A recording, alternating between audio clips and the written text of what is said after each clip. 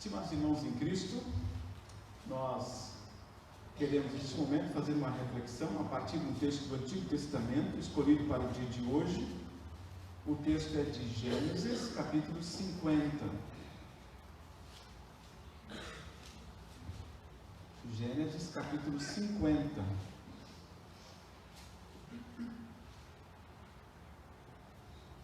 A partir do versículo 15, diz assim: Vendo éramos retribuir certamente o mal todo que lhe fizemos.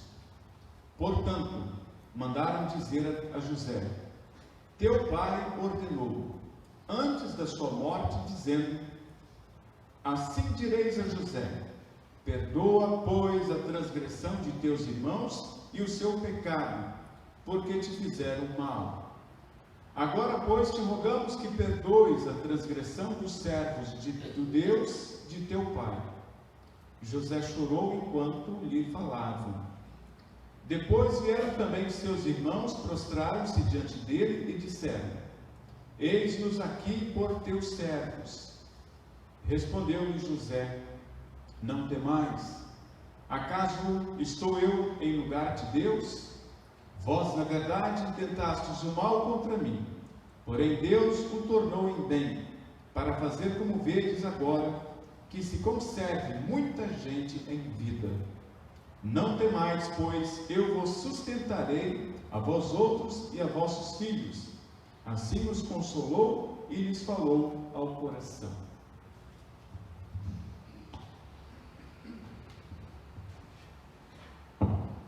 Estimados irmãos em Cristo Jesus, estudar as atitudes do ser humano é uma tarefa especialmente dos psicólogos e psiquiatras.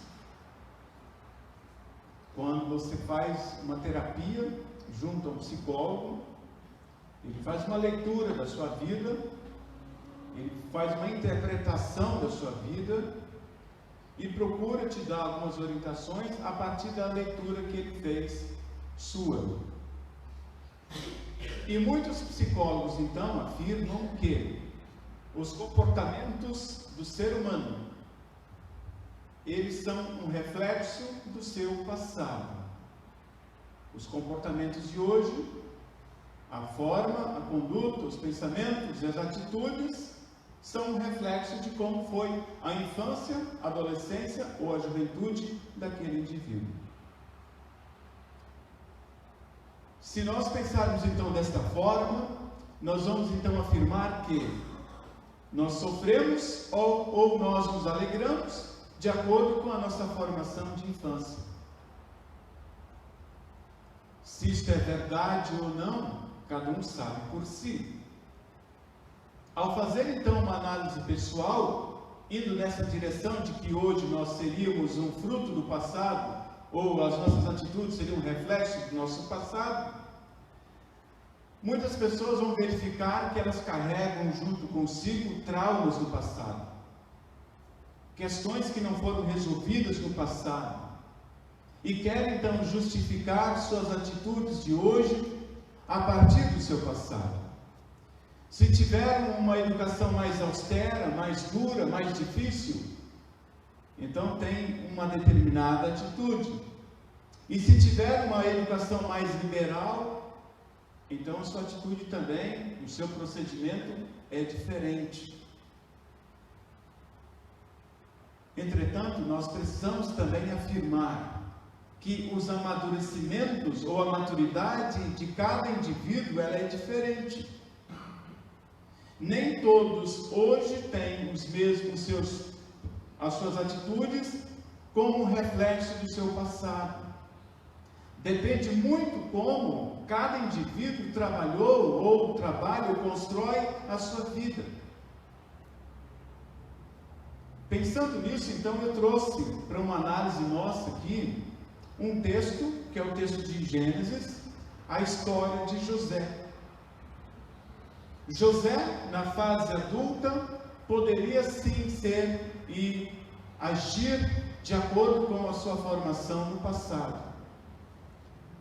Os textos que antecedem a leitura que fizemos agora há pouco, falam de duas fases da vida de José. A partir do capítulo 40, 41, 42 de Gênesis, nós temos um pouco essa história de José. Fala da sua infância, fala da sua adolescência, fala da sua fase da juventude e também da sua fase adulta. Quem era José? Quem era José? Na sua primeira fase, ou seja, a fase da sua infância, nós vemos um menino jovem, um menino sonhador. Um menino que teve uma boa educação do seu pai, que era amado pelo seu pai, mas que era odiado pelos seus irmãos.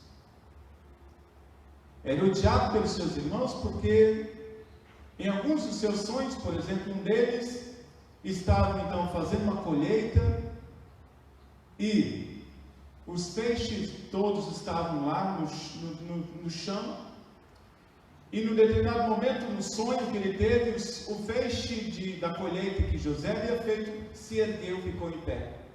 E os demais feixes que estavam à volta, que eram seus filhos do seu pai, se curvaram diante do feixe de José. Depois, mais adiante, para piorar um pouco mais, o seu pai lhe dá uma túnica muito especial, uma túnica muito bonita. E isso então despertou o ciúme cada vez maior e o ódio cada vez maior dos seus irmãos. E o ódio deles foi tão grande que no determinado momento em que os seus irmãos estavam cuidando do rebanho distante da casa, o seu pai manda que José vá ao encontro dos irmãos para trazer notícias, para ver como é que eles estavam. Vendo José então distante, pegaram ele, jogaram, lá vem aquele jovem sonhador, pegaram e jogaram ele num poço sem água. E logo em seguida passou uma caravana de ismaelitas e venderam José como escravo, e ele foi encaminhado para o Egito. No Egito ele foi vendido para o Potifar e trabalhou na casa de Potifar. Foi o mordomo de Potifar e era um excelente mordomo. Havia uma característica muito importante na vida de José, que era a sua dependência de Deus. José guiava a sua vida a partir da presença de Deus na sua vida. Ele tinha temor ao Senhor, e o seu temor ao Senhor era tão grande, que no determinado dia, quando a esposa de Potifar procura para ter relações sexuais com ele, ele não permite. Mas ela pega as suas vestes e depois diz que ele tentou ter relações sexuais com ela. O seu esposo, então, Potifar, o joga na cadeia. E lá na cadeia, ele continua servindo ao Senhor. Veja bem, ele era odiado pelos seus irmãos, ele foi vendido pelos seus irmãos, e agora está preso, por causa da sua vida digna. E lá na prisão ele interpreta um sonho do copeiro, um sonho do padeiro, e depois mais adiante o faraó teve um sonho, e Deus deu a José essa capacidade naquele momento para interpretar o sonho também de faraó. E o sonho de faraó foi de que haveriam 7 anos de fartura e 7 anos de muita seca e de fome. E diante disso, José foi promovido a vice-governador do Egito. Este era José, um homem sempre temente ao Senhor. E quando terminou a alimentação dos países vizinhos, quem é que vai para o Egito? Os irmãos de José, porque souberam que lá havia alimento, por causa da administração que José havia feito em relação à colheita, ou às colheitas lá do Egito. E ele vai, os irmãos então vão ao Egito. José reconhece os seus irmãos, mas eles não o reconhecem. Na segunda vez, de novo, eles vão numa segunda viagem, novamente querem comprar alimento. José de novo reconhece os seus irmãos, mas eles não reconhecem a José. Lá por algum momento, então, José se dá a conhecer a eles. E leva, então, e manda buscar o seu pai para o Egito, para que eles não passassem fome. E lá mora numa terra bonita, boa, a terra de Gósen, uma terra que produzia muito. Mas o Jacó, que era o pai de José, morreu. Agora, depois da morte de Jacó, os seus irmãos ficaram com muito medo. Medo de que houvesse uma retaliação. Medo de que agora o José jogasse para cima dele todo o seu ódio. E aí vem esse texto belíssimo que nós ouvimos agora. E eles disseram: ó, seu pai mandou dizer que quando ele morrer, que você perdoe os seus irmãos. E José perdoou a vida de cada um. Eles não sabiam que aquela atitude ruim, negativa que fizeram com o seu irmão, mais tarde seria promovido um bem-estar deles. Ou seja, o mal que eles trouxeram a José transformou em bem ou em bênçãos para a vida deles. Mas tudo isso por causa do temor que José tinha ao Senhor.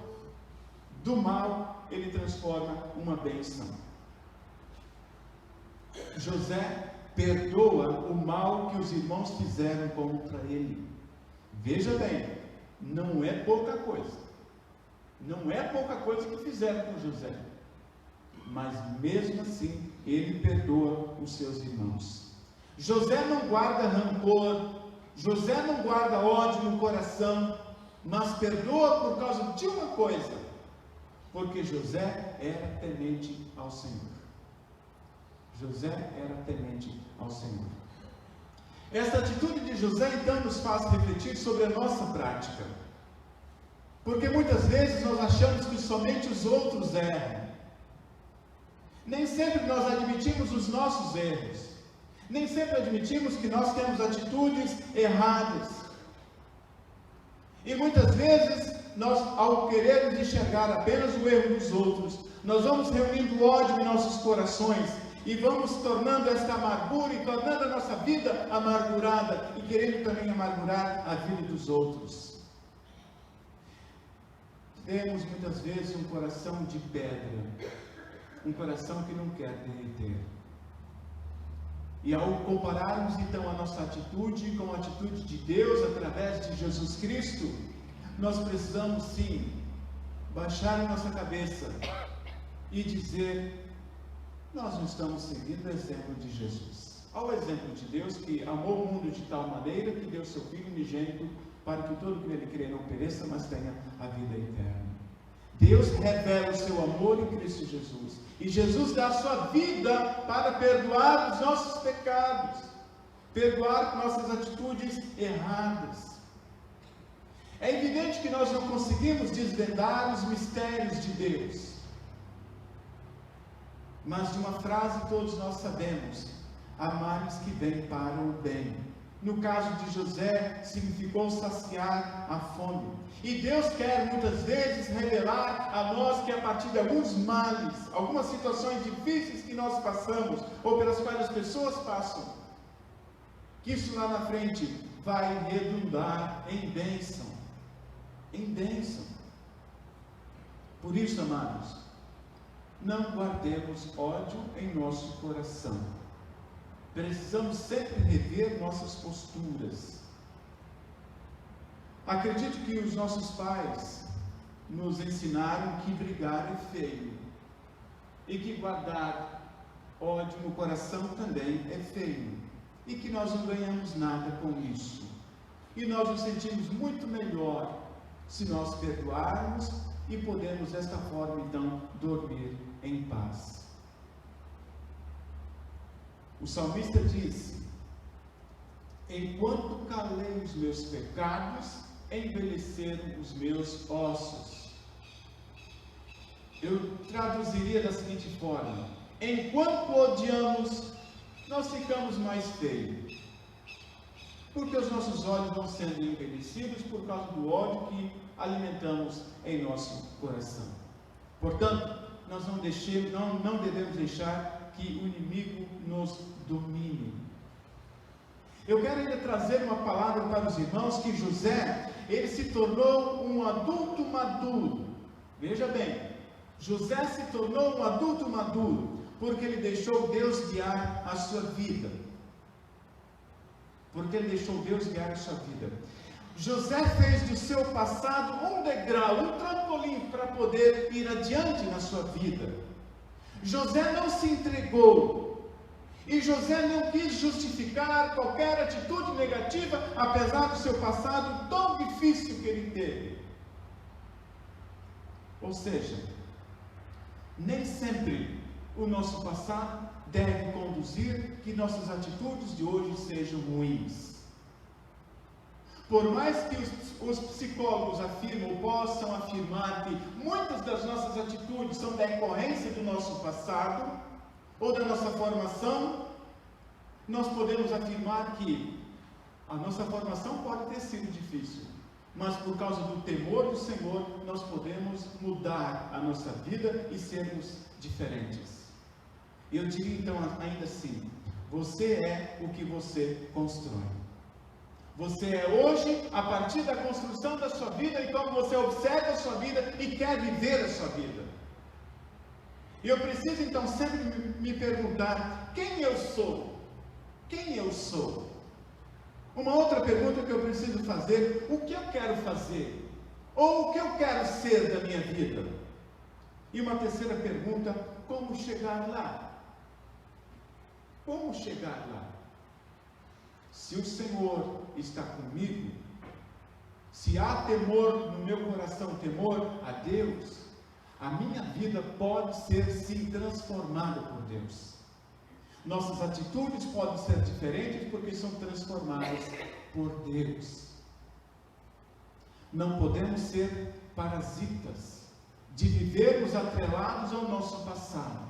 Precisamos nos desprender do nosso passado se esse passado não nos ajuda a crescermos. A maturidade da nossa vida, ela vem com o nosso dia a dia, com as situações pelas quais nós passamos, com as dificuldades também que nós passamos, mas todas elas nos ajudam para que haja maturidade e que nós vivamos de forma madura. Mas em todas essas situações, nós jamais podemos nos esquecer de que Deus está no comando da nossa vida. E por isso, há uma música que diz, com Cristo no barco tudo vai muito bem. Com Cristo no barco tudo vai muito bem. Vai muito bem, vai muito bem. Com Cristo no barco tudo vai muito bem. E passa o temporal, passa o temporal, passa o temporal. Com Cristo no barco tudo vai muito bem. E passa o temporal. Sim, Jesus quer estar na nossa vida, no comando da nossa vida. E que bom que nós temos o Senhor Jesus, o Senhor Deus, que tanto se agrada ou quer estar conosco, conduzindo a vida de cada um. Deus nos fez, Deus nos salvou e Deus nos santifica. Amém.